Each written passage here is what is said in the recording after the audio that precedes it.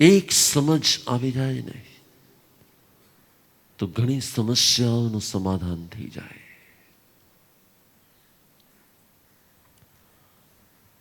લોકો માને છે કે જે કર્મ બાંધે ને તે ભોગવવા પડે છે. લોકો માને છે જે કર્મ બાંધવામાં આવે તે ભોગવવા પડે છે. ભગવાન કહે છે એવું નથી. જેવા તારા ભાવ હોય છે એવા તારે કર્મ ભોગવવા પડે છે.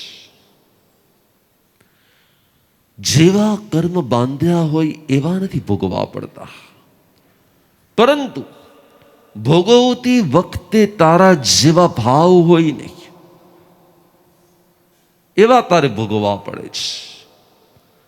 તમે આ દિન સુધી શું સાંભળ્યું હતું? શું સાંભળ્યું છે? જેવા બાંધતા હોય એવા ભોગવવા પડે. પણ ના, કર્મ આપણને બાંધ્યા પછી એક તક આપે છે. કર્મ આપણને બાંધ્યા પછી એક તક આપે છે.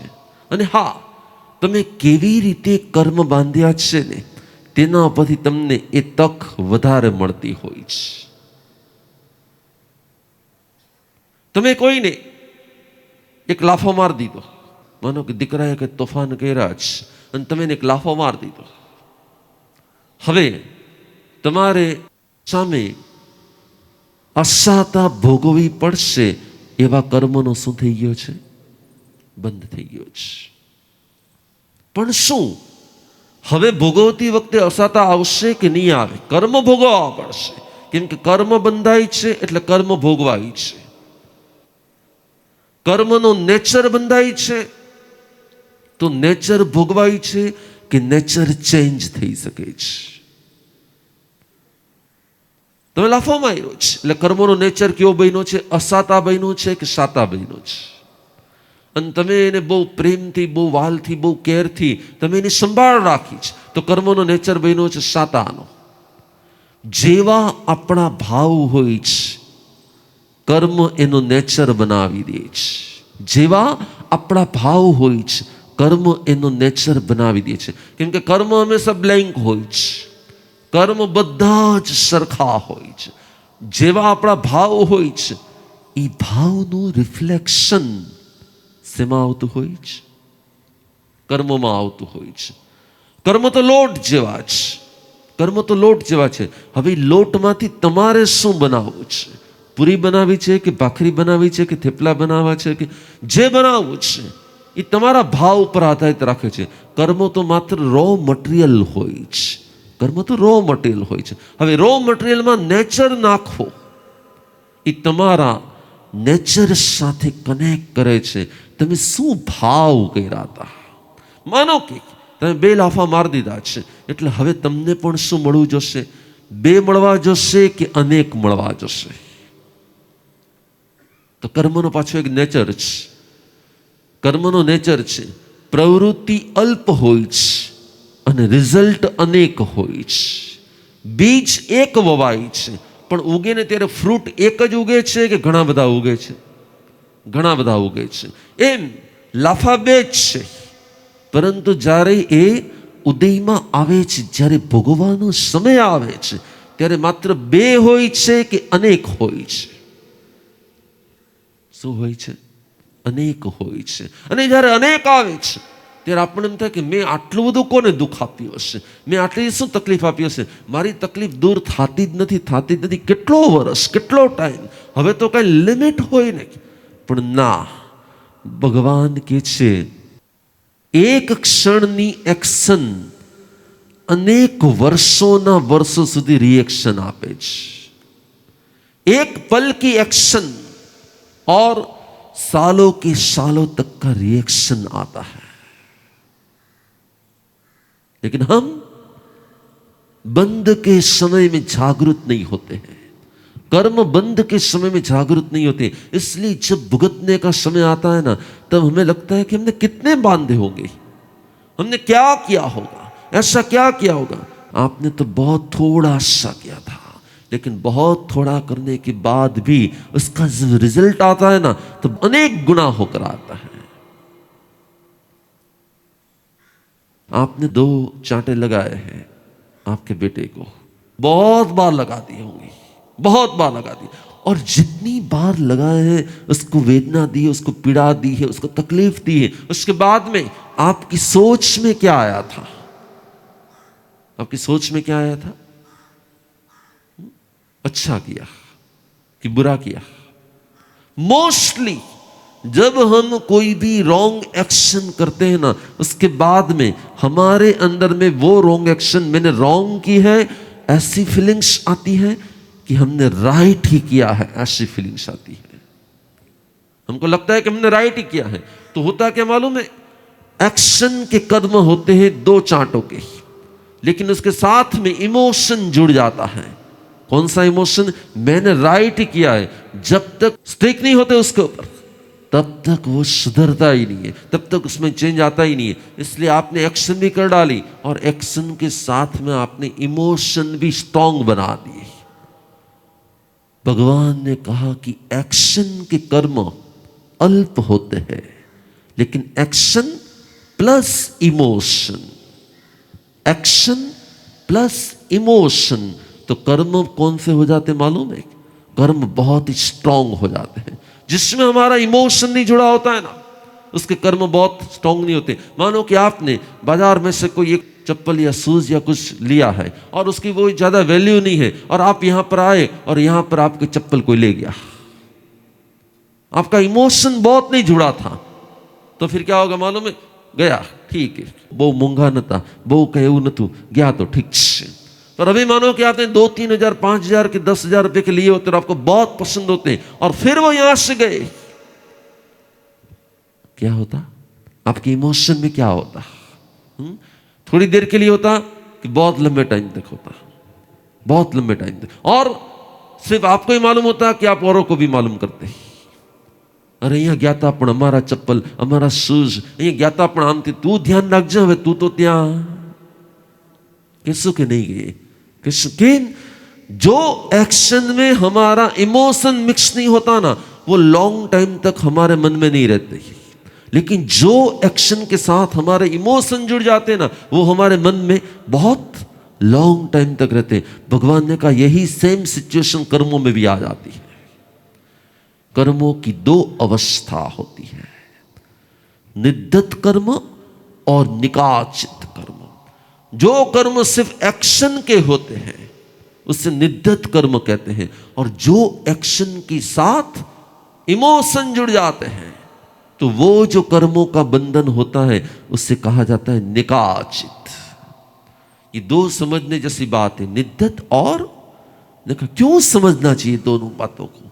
क्योंकि एक्शन के कर्म को नष्ट करना, चेंज करना, बदल देना इजी होता है, लेकिन एक्शन प्लस इमोशन के कर्म जब बंद होते हैं ना, तब वो चेंज नहीं होते, उसको अवश्य भुगतना पड़ता है। जो कर्मों को अवश्य भुगतना पड़ता है वो होते हैं निकाचित, और जिसको बिना भुगते ही क्षय कर सकते उसको निद्दत कर्म कहते हैं। अब आपने जो 2 चांटे लगाए थे वो एक्शन के थे कि इमोशन के थे? तो निद्दत थे कि निकाचित थे? बोलो। अब आपको ही निर्णय लेना है कि आपके कर्म कैसे होंगे, निद्दत होंगे कि निकाचित होंगे। जे भोगवा ज પડે એને શું કહેવાય છે? નિકાચિત। અને જેને ભોગવ્યા વગર ક્ષય કરી શકાય, અથવા જેને ભોગવતા પહેલા બદલી શકાય, એને નિદ્દત કર્મ કહેવાય। મેં તમને સૌથી પહેલી લાઈન આપી હતી, કર્મ બાંધ્યા હોય એ પ્રમાણે ભોગવવા પડે કે ભાવ હોય એ પ્રમાણે ભોગવવા પડે? શેના પ્રમાણે ભોગવવા પડે છે?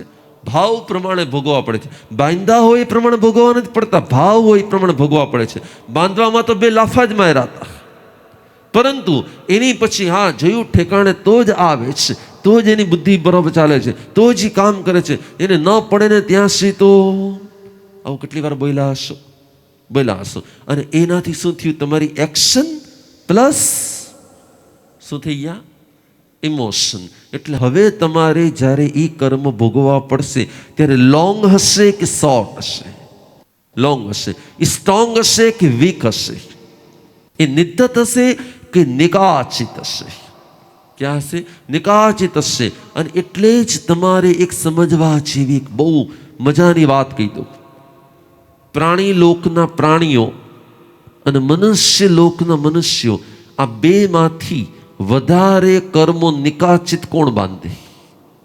મનુષ્ય બાંધે કે પ્રાણી બાંધે? અને એટલે જ 84 લાખ પ્રકારના જન્મ મરણ કરવાની જેટલી પણ જાતિઓ છે ને, એનો ટર્નિંગ પોઈન્ટ ક્યાં હોય છે?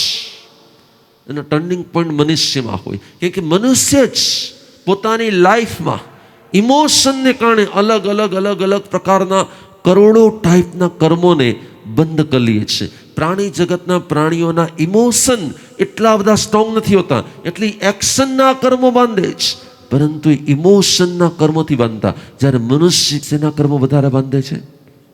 એક્શનના કે ઇમોશનના? ઇમોશનના. અને એટલે જ કોઈ કે મનુષ્ય ક્યાં સાવધાન થવા જેવું છે? મનુષ્ય સાવધાન ક્યાં થવા જેવું છે? તો ભગવાને કીધું કે મનુષ્ય સાવધાન થવા જેવું છે મનુષ્યના ભાવમાં. કેમ? કેમ કે આ એક જ ભાવની અંદર ક્રોધ આવી શકે છે, ઈર્ષા આવી શકે છે, નિંદા આવી શકે છે. તમે ક્યારે સાંભળ્યું છે કે એક ડોગી બીજા ડોગીની પાસે નિંદા કરતો હોય? તમે સાંભળ્યું છે કે એક ડોગી બીજા ડોગીની પાસે ચાલી ચૂગલી કરતું હોય? એક ડોગી બીજા ડોગીની પાસે પંચાયત કરતું હોય? એક ડોગી બીજા ડોગીની પાસે કંઈક આગા પાછી કરતું હોય? નહીં. કેમ નહીં? કેમ કે એને કોઈ પણ ઇમોશન લોંગ ટાઈમ સુધી નથી રહેતા, એટલે એના ઇમોશનના રિએક્શન વધારે લોંગ નથી હોતા. જ્યારે આપણી અંદરમાં ઇમોશનના રિએક્શન ચાલ્યા જ કરે, એટલે એના બધા કેલ્ક્યુલેશન થયા કરે, અને એ કેલ્ક્યુલેશન પ્રમાણે પછી આપણા એક્શનમાં આવ્યા જ કરે. અને એટલે જ 2 લાફા માર્યા પછી જે ભોગવવાના કર્મો છે એ ક્યાં કર્મો છે? અસાતા કે સાતા? અસાતા. કેમ કે ઇમોશનમાં શું હતું? ઇમોશનમાં પણ એ યોગ્ય હતું, પરંતુ ઇમોશનના પણ અલગ અલગ ગ્રાફ હોય છે.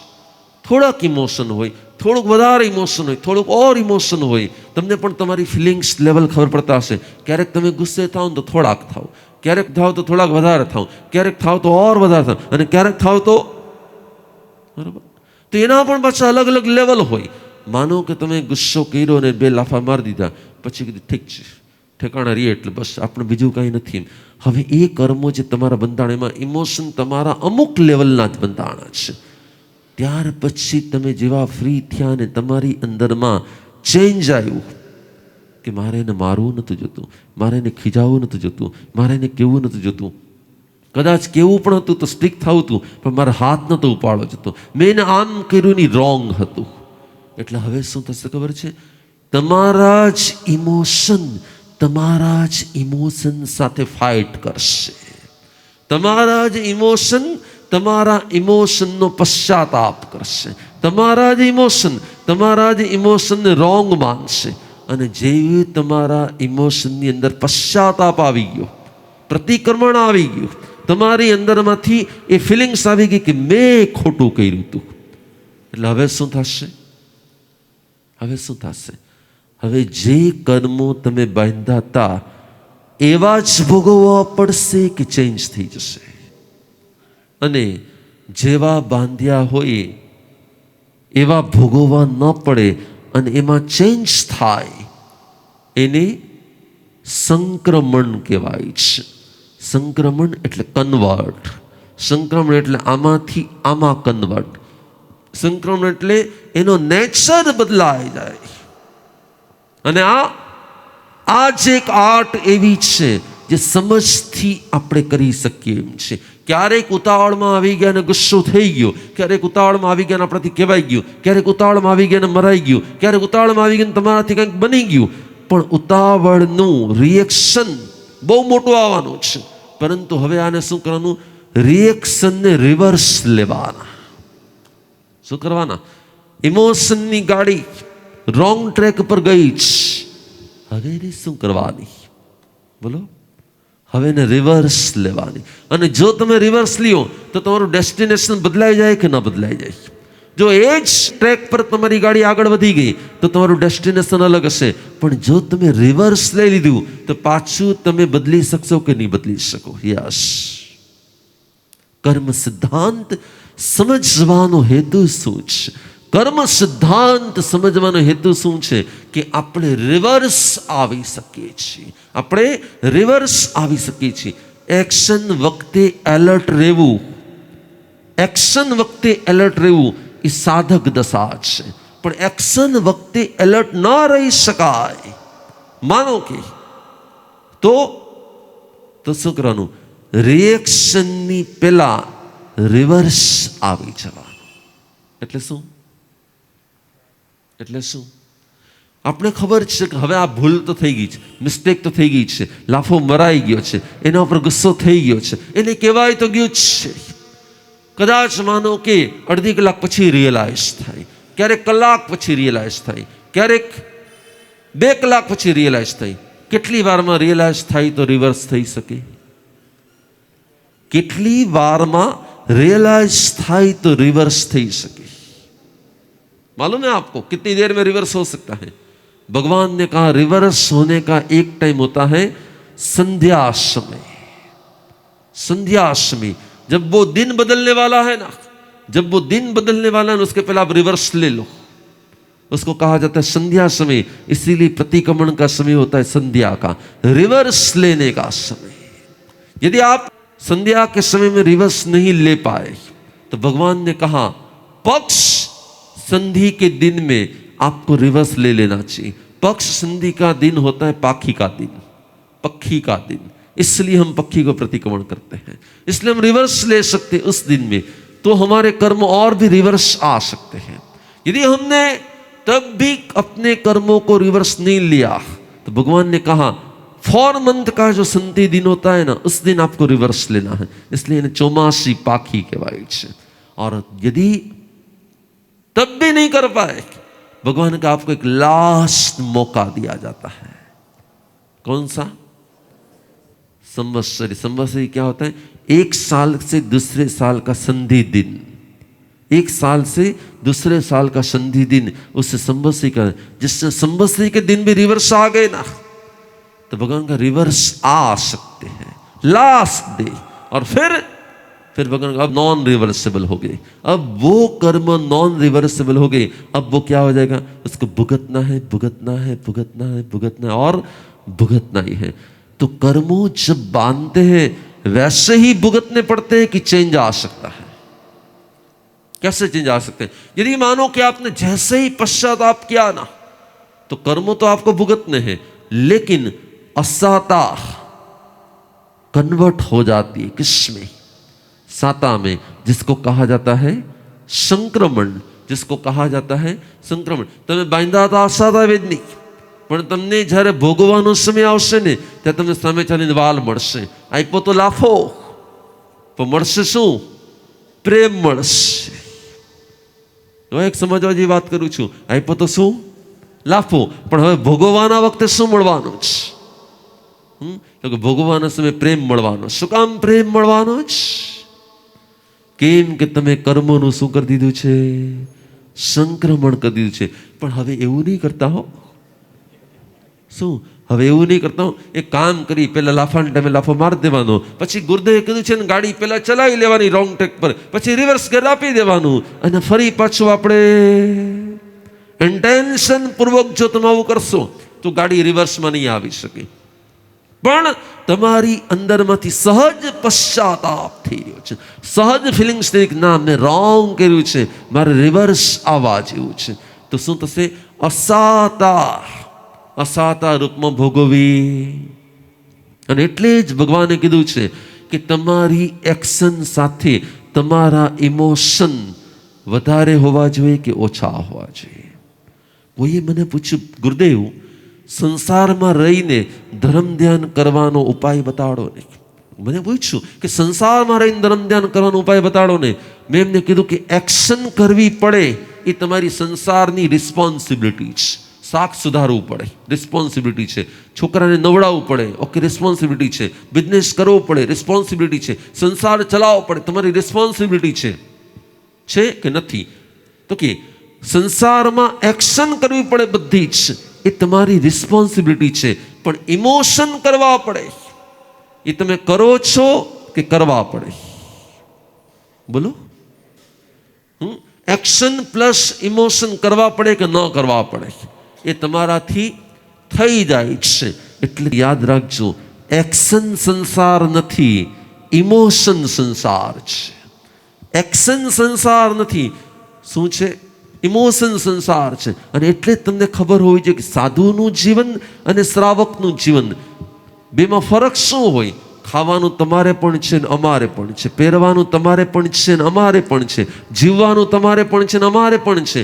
જે કંઈ પણ કાર્ય તમે કરો છો એ કાર્ય અમે કરીએ છીએ, પણ ફરક માત્ર એટલે જ છે, તમારા જેટલા એક્શનના કામ છે એટલા અમે પણ કરીએ છીએ, પણ તમારા જેટલા ઇમોશનના કામ છે ત્યાં અમે લોકો શું હોઈએ છીએ? इमोशनलेस. इमोशनलेस होना उसे साधक दशा कही जाती है, और एक्शन प्लस इमोशन रखना उसे क्या कहा जाता है? संसार कहा जाता है. कोई पूछे कि संसार में रहीने धर्म ध्यान केम करी शकाय? एक ज उपाय છે, એક્શન કરવાની છૂટ છે અને ઇમોશનને કંટ્રોલ કરવાના છે. એક્શન કરવાની છૂટ છે અને ઇમોશનને શું કરવાના છે? કંટ્રોલ કરવાના છે. અને કદાચ ઇમોશન થઈ જાય, કદાચ ઇમોશન થઈ જાય તો શું કરવાનું છે? ઇમોશનની ગાડીને શું લાવવાની છે? રિવર્સમાં લાવવાની છે. જેને ઇમોશનની ગાડીને રિવર્સમાં લેતા આવડી ગયું એનું નામ ધાર્મિક છે, એનું નામ સાધક છે, એનું નામ પોતાનો જાગૃત આત્મા છે. અને જે ઇમોશનની ગાડીને રિવર્સ લાવી ન શકતા, તમે જો એ પોતે તો ડિસ્ટર્બ થાય જ છે, પણ એના આખા ફેમિલીને, એના આખા ઘરને, એની આસપાસવાળા લોકોને બધાને ડિસ્ટર્બ કર્યા વગર એક્શન તમને ડિસ્ટર્બ કરે કે ઇમોશન તમને ડિસ્ટર્બ કરે? શું ડિસ્ટર્બ કરી શકે? અને તમારા ઇમોશન તમને ડિસ્ટર્બ કરે કે તમારા ઇમોશન તમારી આસપાસવાળા બધાને ડિસ્ટર્બ કરે? સમજાય છે? એટલે તમારી એક્શન વખતે તમારે શું રહેવાનું છે? તમારી એક્શન વખતે તમારે શું એલર્ટ રહેવાનું છે? કોઈએ પૂછ્યું કે શ્રાવક, સાધુ અને સંસારી આમાં ફરક શું? કોઈ પૂછ્યું કે ફરક શું? ફરક માત્ર એટલો, એની ટાઈમ જે એલર્ટ હોય એનું નામ સાધક, અને એની ટાઈમ જે સૂતો હોય એનું નામ સંસારી. તમે કરો કાંઈ પણ જાગતા રહ્યો. તમે કરો કાંઈ પણ શું કરો? જાગતા રહ્યો. અને જે જાગતો રહે છે ને એ જૈન હોય છે. જે જાગતો રહે છે ને એ જૈન હોય છે. માત્ર પ્રભુ મહાવીરને માનવા વાળો જૈન નથી હોતો, જે જાગતો રહે ને એ જૈન હોય છે.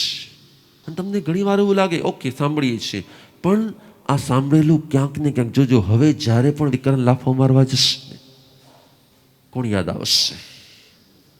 કોણ યાદ આવશે? ના, ગુરુદેવે કીધું છે કે રિવર્સ, રિવર્સ. લાફો તો મરાઈ જશે, એ કંઈ કંટ્રોલ નહીં રહે, પણ પછી પાછું શું થવાનું છે? બસ તમે રિવર્સ આવી શકો ને એટલી એલર્ટનેસ આવી જોઈએ. કોઈ પણ બેડ એક્શન કદાચ તમારા કંટ્રોલમાં ન પણ હોય એ સમયે, પરંતુ પરંતુ પરંતુ પરંતુ રિવર્સ આવવું છે એટલું યાદ રહીએ ને તો પણ વાંધો નહીં આવે. ઘણીવાર શું થાય કે કર્યા પછી કરવા જેવું હતું તો એ ક્યારે રિવર્સ આવે જ નહીં. તમને લાગે કે ગાડી રાઈટ ટ્રેક ઉપર જ છે તો એને ક્યારેય રિવર્સ ગેર લાગે જ નહીં. તમને લાગે કે ના કંઈક પ્રોબ્લેમ છે, ક્યાંક રોંગ ટ્રેક પર જાતી લાગે છે, એ વિચાર આવે ને તો ક્યાંક બ્રેક લાગે, ક્યાંક પૂછવાનું મન થાય, ભાઈ રાઈટ રસ્તો જ છે ને, અને જો રોંગ રસ્તો છે તો રિવર્સ આવવાનું શું થાય? મન થાય. બસ સાધક એ હોય જે રોંગમાંથી રિવર્સમાં આવી જાય, જે રોંગમાંથી રિવર્સમાં આવી જાય, એ જ સાધક